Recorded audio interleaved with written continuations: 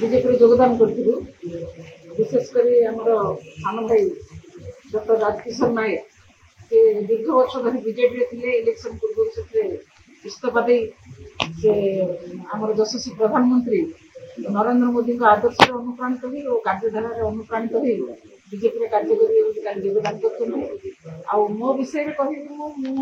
दीर्घ 4 वर्ष धरी सेवानिवृत्त होगापर सरकारी कार्य मु बीजेपी कार्य करुँच आनुष्ठानिक भाव में मिसी नी तेणु काली आनुष्ठानिक भाव में जोगद प्रथम कथा कवि अटल बिहारी वाजपेयी समय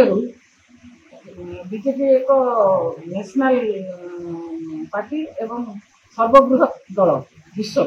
सर्वबृहत दल बोली कह जो कार्यधारा एवं देशात्मबोध देश सुरक्षा दिगरे जो अवदान से सब देखिए आम प्रथम अनुप्राणित होता जिते आमर माननीय प्रधानमंत्री नरेंद्र मोदी देश दायित्व संभाले जो कार्यधारा देश प्रति जो उत्सर्गीकृत मनोभाव से विशेष भाव में अनुप्राणित करथिला एवं सरकार प्रत्येक योजना लोकाभिमुखी तेणु से विशेष भाव में अनुप्राणित कार्य करने निष्पत्ति जनता दल मूलर विजु पट्टनायक मूलर प्राय 40 वर्ष है मो पार्टी थी जनता दल पर विजु जनता दल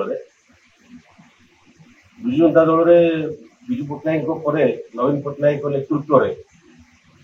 सारा ओडिशा रे काम दाम होती सत किंतु ता भितर ऑफिशियल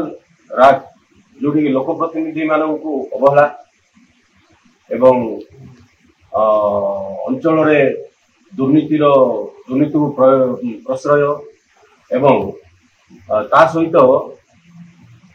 कोरापुट जिलार खनि खदान लुट यही सब को जो प्रश्रय रोते सरकार ताको विरोध करी मु गत निर्वाचन पूर्व मु इस्तीफा देती बीजेडी एवं तापर बीजेडी सरकार जो गला आ बीजेपी सरकार जो आसिला भारतीय जनता पार्टी सरकार ओडिशा रे गत 8 मास 9 मास धरी आम देखुचु जे बहुत लक्षाभिमुखी प्रकल्प एवं विख्यात नेता हिसाब रे नरेंद्र मोदी जो प्रतिष्ठित होती एवं ता सहित जड़े निष्ठापर प्रधानमंत्री भाव जो काम कर चलती एवं ओडिशा रे जड़े आदिवासी भाई को जो मंत्री पद दि जाइए मुख्यमंत्री पद सी आदिवासी अंचल रे बहुत प्रिय लोकप्रिय होती एवं विशेषकर महिला मान क्षेत्र में सुभद्रा योजना रू आरंभ कर लोकप्रिय योजना रे दृढ़ कार्यशैली एवं ता सहित आम कोरापुट जिले में वर्तमान